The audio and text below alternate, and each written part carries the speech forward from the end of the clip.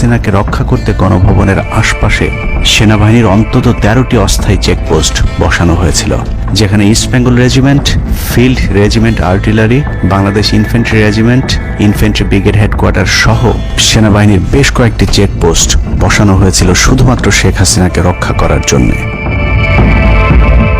সেনাবাহিনীর এসব আর্মি অফিসারদের সম্মিলিত অপারেশনে ছাত্রদের উপর চালানো হয়েছে নির্মম নৃশংস হত্যাযজ্ঞ, কিন্তু এই হত্যাকাণ্ডই সেনাবাহিনীর ভেতরে থাকা দেশপ্রেমিক অফিসারদের বিবেকের দরজা খুলে দিয়েছিল।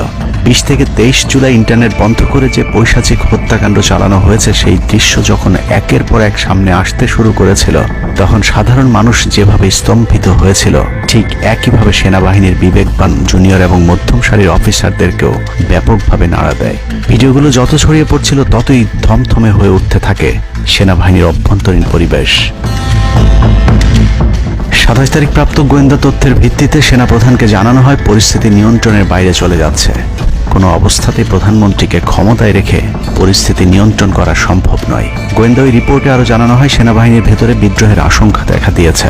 বিশেষ করে মধ্যম সারি এবং জুনিয়র অফিসারদের ভেতর ব্যাপক অসন্তোষ লক্ষ্য করা যায়। একই রিপোর্ট প্রধানমন্ত্রীর অফিসকেও অবহিত করা হয়। সেই রিপোর্টের পরেও কঠোর অবস্থানে যাবার সিদ্ধান্ত নেওয়া হয় সরকারের পক্ষ থেকে। এদিকে গোয়েন্দা রিপোর্টের প্রেক্ষিতে সেনা ইউনিটের মধ্যম সারি, জুনিয়র অফিসার এবং সৈনিকদের উপর কঠিন সামরিক গোয়েন্দা নজরদারি চলতে থাকে, যে কারণে প্রচণ্ড ক্ষোভ থাকলেও কোনো ধরনের পূর্ব প্রস্তুতি ও পারস্পরিক যোগাযোগ না থাকায় সেনাবাহিনীর দেশপ্রেমিক অফিসার ও সৈনিকেরা কিংকর্তব্য বিমূঢ় হয়ে পড়েন। 27-28 দুই দিন এভাবেই টানটান উত্তেজনার মধ্য দিয়ে কেটেছে। 29শে জুলাই শেখ হাসিনাকে পরিস্থিতি সম্পর্কে ধারণা দিতে সেনাপ্রধান সারা দেশের অফিসারদেরকে নিয়ে সেনা সদরের হেলমেটে একটি ভিডিও টেলিকনফারেন্সে দরবার গ্রহণ করেন।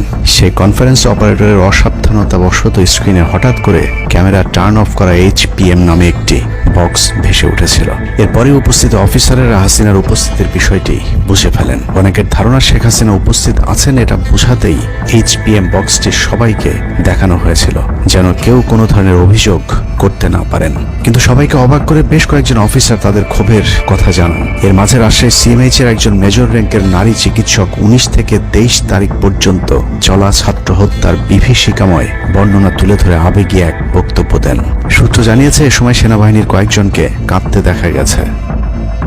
একদিকে সেনাবাহিনীর উচ্চপদস্থ অফিসারদের মারমুখী অবস্থান, অন্যদিকে বেশিরভাগ জুনিয়রদের নিষ্ক্রিয়তার মধ্য দিয়ে সেনাবাহিনীতে স্পষ্ট দুটি ভাগ লক্ষ্য করা যায়। এরই মধ্যে সেনাবাহিনীর কাছে প্রাপ্ত গোয়েন্দা তথ্য অনুযায়ী যে কোনো সময় সেনাবাহিনীতে বিদ্রোহ দেখা দিতে পারে। বিশেষ করে লেফটেন্যান্ট কর্নেল থেকে নিচের অফিসারদের ভেতর ব্যাপক ক্ষোভের বিষয়টি গোয়েন্দা প্রতিবেদনে জানানো হয়। সেই প্রেক্ষিতে 3 তারিখ শর্ট নোটিসে আরেকটি টেলিকনফারেন্স কল করা হয়। মূলত ওই রিপোর্টের প্রেক্ষিতে হাসিনার বিশ্বস্ত ওয়াকার হাসিনা থেকে মুখ ফিরিয়ে নেন, কারণ হাসিনাকে বাঁচাতে গিয়ে তিনি নিজের জীবন বিপদে ফেলতে চাননি। 3 তারিখ কনফারেন্সের শুরুতেই সবাইকে ঠান্ডা রাখতে একটি মুনাজাত করা হয়েছিল। যে মুনাজাতে গুরুত্বপূর্ণ একটি দোয়া ছিল, রাব্বানা লা তাজআলনা মাআল কওমিজ জালিমিন, অর্থাৎ হে আল্লাহ, আমাদেরকে জালিম সম্প্রদায়ের অন্তর্ভুক্ত করবেন না। এ সময় পুরো দরবার রুমে পিন পতন নীরবতা লক্ষ্য করা গেছে। মূলত ওই মুনাজাতের মধ্য দিয়ে ফয়সালা হয়ে যায় সেনাবাহিনী কাদের পক্ষে দাঁড়াবে। সেনা সূত্র থেকে পাঠানো এসব তথ্যে উঠে এসেছে সেনাবাহিনী কোন কোন এলাকায় ছাত্র জনতার উপর গুলি চালিয়েছিল এবং কতটা পরিকল্পিতভাবে মানুষ হত্যার ছক কষা হয়েছিল। 4 তারিখও সেনাবাহিনীর ভূমিকা ছিল অত্যন্ত অস্পষ্ট।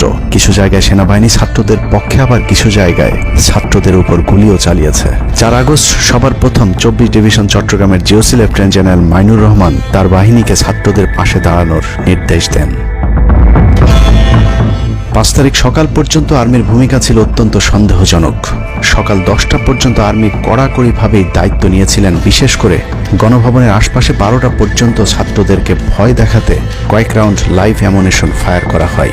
4 তারিখ 3 বাহিনী প্রধান, পুলিশ প্রধান এবং DGDGF এর সারা রাত নির্ঘুম কেটেছে। 3 থেকে 5 তারিখ পর্যন্ত গুরুত্বপূর্ণ কিছু ঘটনা ঘটেছে, সেটা তুলে ধরবার আগে শেখ হাসিনার পালিয়ে যাওয়ার বর্ণনা দিয়ে আসা যাক। 5 তারিখ সকাল ঠিক 9টায় প্রধানমন্ত্রীর অফিসে গিয়ে শেখ হাসিনাকে পদত্যাগ করতে বলেন সেনাপ্রধান।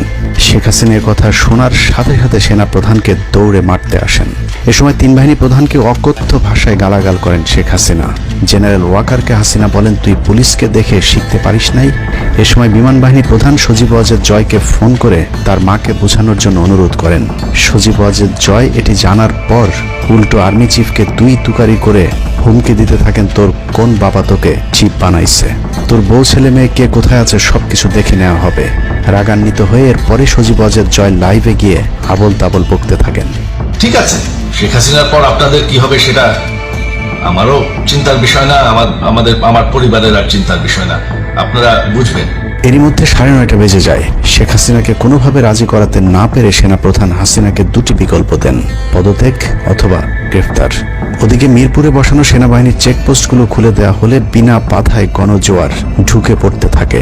মবটি যখন গণভবন থেকে মাত্র 20 মিনিটের দূরত্বে চলে আসে, এ সময় সেনাবাহিনী এক প্রকার জোর করে শেখ হাসিনাকে পদত্যাগ পত্রে সই করান। এ সময় এসএসএফ এর দু একজন এগিয়ে আসতে চাইলেও সেনাপ্রধান হাত ইশারা করলে তারা জায়গায় দাঁড়িয়ে থাকেন। পদত্যাগের পর শেখ হাসিনা জাতির উদ্দেশ্যে ভাষণ দেওয়ার অনুরোধ করলে সেনাপ্রধান হাসিনাকে বলেন, জীবন বাঁচাতে চাইলে দ্রুত গাড়িতে গিয়ে উঠুন, জনগণ গণভবনে ঢুকে পড়ছে।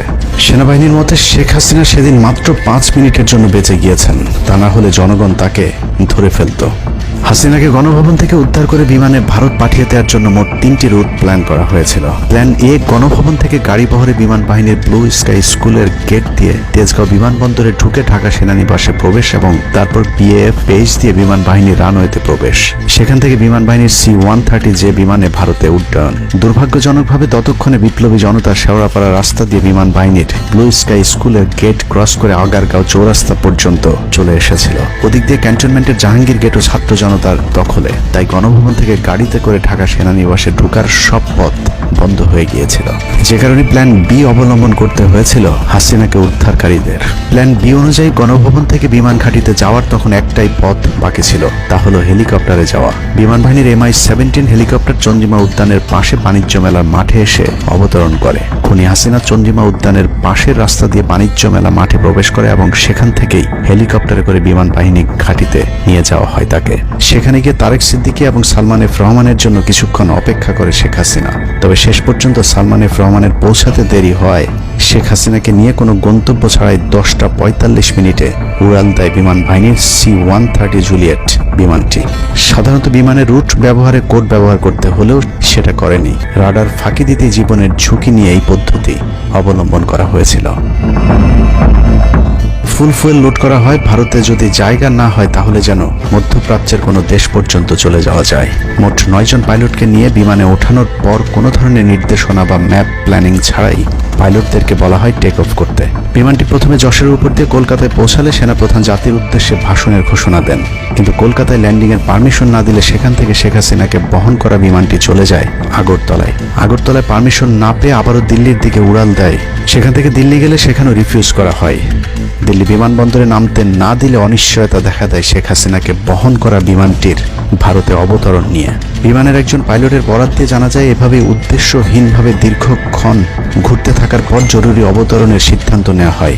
তবে জরুরি অবতরণের ঠিক আগ মুহূর্তে দিল্লির গাজিয়াবাদ এয়ারবেজে নামার অনুমতি পায় C-130 জুলিয়েট, যেখানে অজিত ধওয়াল তাকে রিসিভ করেন। অবতরণে জটিলতার কারণেই 5 তারিখ সেনাপ্রধান জাতির উদ্দেশ্যে ভাষণ দিতে বারবার দেরি করছিলেন, কারণ তিনি নিশ্চিত হতে চাচ্ছিলেন শেখ হাসিনা ভারতে অবতরণ করেছেন।